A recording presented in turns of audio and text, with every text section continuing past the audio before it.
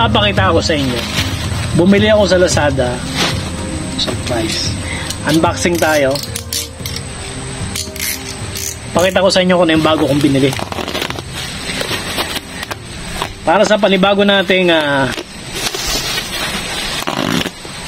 style o sa panibago nating adventure na gagawin, bumili ako ng bagong fish trap.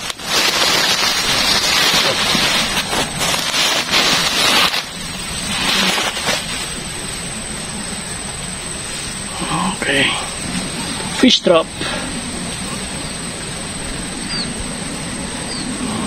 Isa, dalawa, tatlo, apat. Bumili ako ng 4 na fish trap. Ito, gagamitin natin ito sa panghuhuli ng isda, ng hipon, at kasama na rin pati igat, palos. Hindi ko alam kung kakayanin nito ang lakas ng palos o ng igat. Parang manipis ang mga net niya try natin.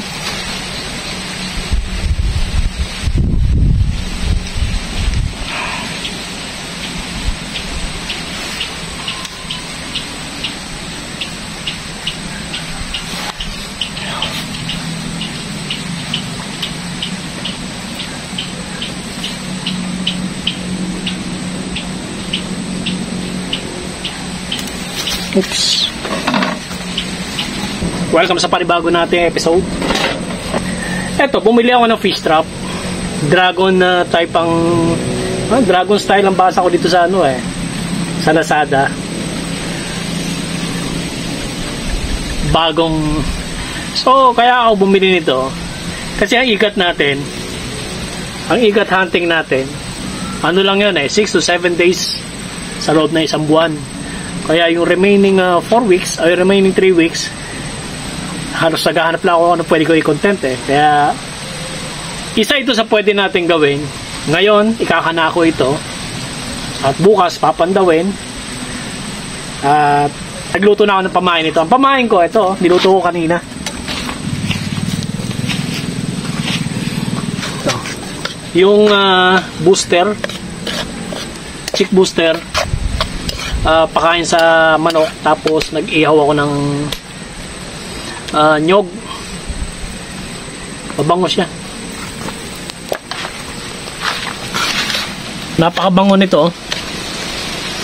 Inihaw ko kanina pati itong booster. So ito ilalagay natin sa kapirasong net, tapos bubuhol natin, babalutin, tapos isasabit dito sa ating net, tapos sasabit natin dito sa ating fish trap. So ito, ganito pala kahaba ito, mga 1 meter siguro ito, approximately 1 meter ang haba. Bumili ako ng 4, so may 3 pa rito. Siguro doon ko na lang ilalagad sa ilog.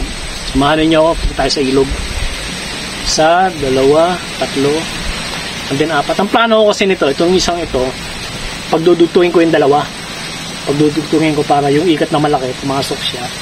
Kaya lang duda ako rito kasi yung net niya parang manipis.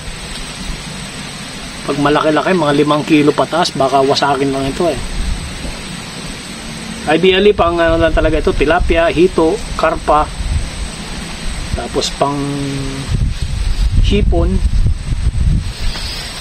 Pero okay na. Wise buy na rin ito. Sulit na rin tayo sa kulang-kulang 200 ang isa nito So kakana natin ito. Minsan na-relate ako na upload. Lately kasi itong week na ito, actually itong month na ito, itong December, talagang hirap na hirap ako kumuha ng content. Hirap na hirap akong gumawa ng content dahil sa Laguna. Hindi ko na kompleto yung aking ikat hunting dahil napakalakas ng ulan. Laging bumabaha doon sa ilog. At pinakahuli nga, naubos ang gamit ko. Bumili ako ng bagong sombrero. Bumili ako ng bagong kong mga fishing kit. Welcome to my office. Ito ang dating spot. Binabalik-balikan ko palagi.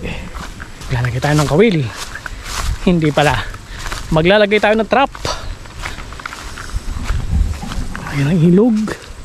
Pero dito tayo sa baba maglalagay.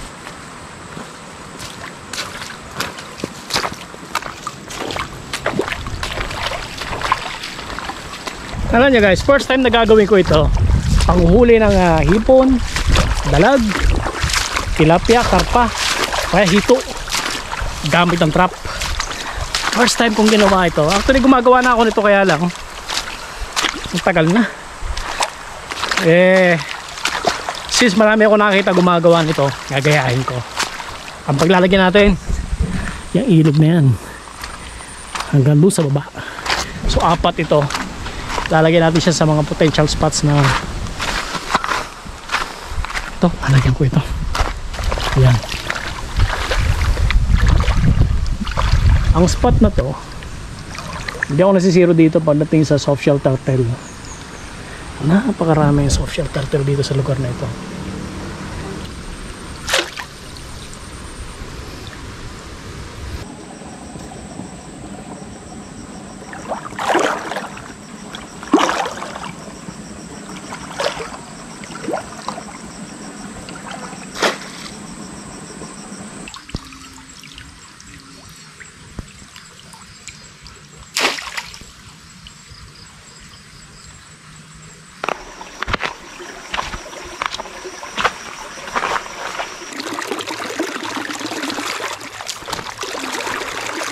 Apat na trap ang naikana natin. Doon sa ilot 2 at doon sa baba 2. Bukas abangan ninyo sa kami mahuli tayo. Kung may mahuli, ihawin natin. Para tayong igat ngayon, pero sana may mahuling igat. Morning, tinanghali ako ng gising. Alas 7 na ako gumising. Tapos diretso sa bukid. Siguro mga 8:30 na ngayon. Okay lang. Trap naman yung iniwan natin. Malay natin may mahuli. Hindi naman makakawala yun. Dahil fish trap, hindi na makagaya ng mga kawil na pwede sila makawala. Kasi may 4 tayo na trap na nilagay kahapon. Pag may huli, lulutuin natin.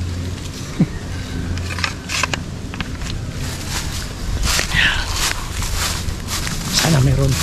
Unang trap. Yun. Tingnan natin kung may huli. Sungin natin.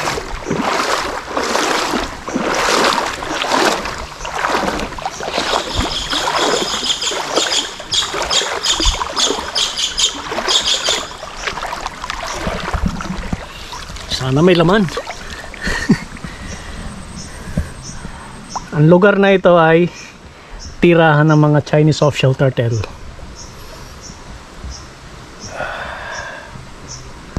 Sana may huli ka. Okay. Kita ba? Ito. Ito natin trap.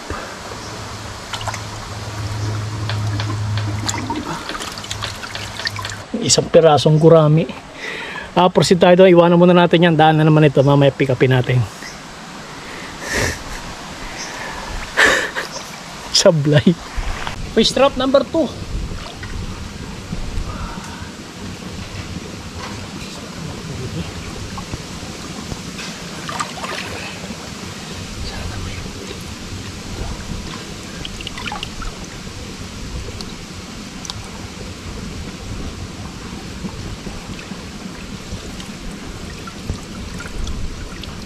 Zero.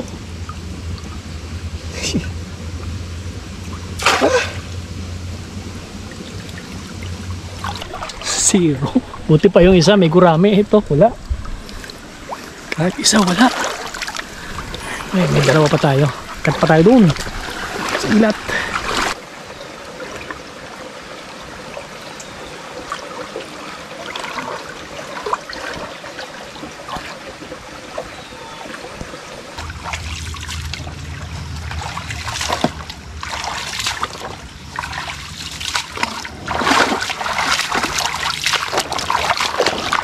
Fish trap number 3. Mukhang wala ring huli. Talangka ang meron.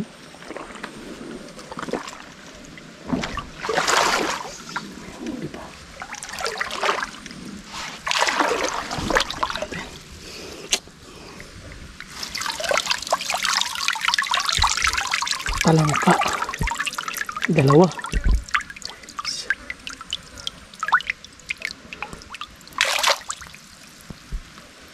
Zero.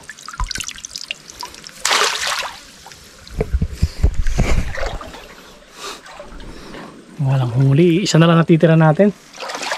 Isang trap na lang. Okay. Huling fish trap natin. Ayun. Mukhang wala rin huli.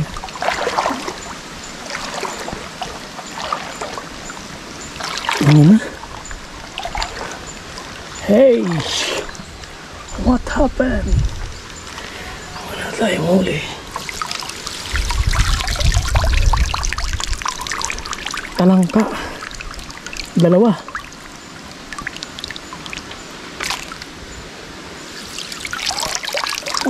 It's better than wala. Apat na talangka ang huli natin. Lutuin natin.